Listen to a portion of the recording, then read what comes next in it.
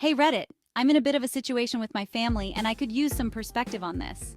Last year, I, a 22-year-old female, decided to throw a Halloween party at my place.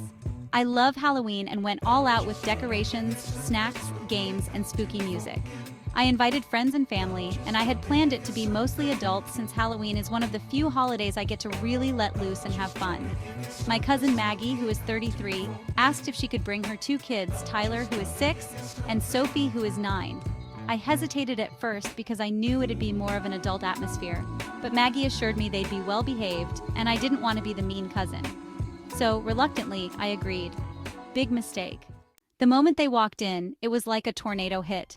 Tyler and Sophie were hyper from the get-go, running around, grabbing things, and messing with the decorations I'd spent hours setting up. I'd hung delicate fake cobwebs, arranged small pumpkins, and even lit a few Halloween-themed candles. Within an hour, Tyler had torn down some of the decorations, and Sophie was complaining about everything from her costume to the snacks. At one point, Tyler threw a full-blown tantrum because he didn't win a prize in one of the games I'd set up for the kids who attended. He screamed, knocked over a bowl of chips, and even started throwing candy around the room. Maggie didn't really do anything to calm him down. She just shrugged and said, "He's just excited." Meanwhile, Sophie decided to dump an entire bag of candy on the floor because she didn't get the kind she liked. I was trying to keep the vibe positive, but honestly, it was so stressful that I barely got to enjoy the party. A few of my friends left early, and I felt like all the hard work I'd put in had gone down the drain. Fast forward to this year. I'm throwing another Halloween party, but this time I want it to be a true adults-only event. I even put 18+ only on the invitations to avoid any confusion. I wanted to make sure this year felt more relaxed and fun without having to worry about things getting trashed or disrupted by tantrums. Well, a few days ago, Maggie messaged me saying her kids had such a blast last year and asked if she could bring them again.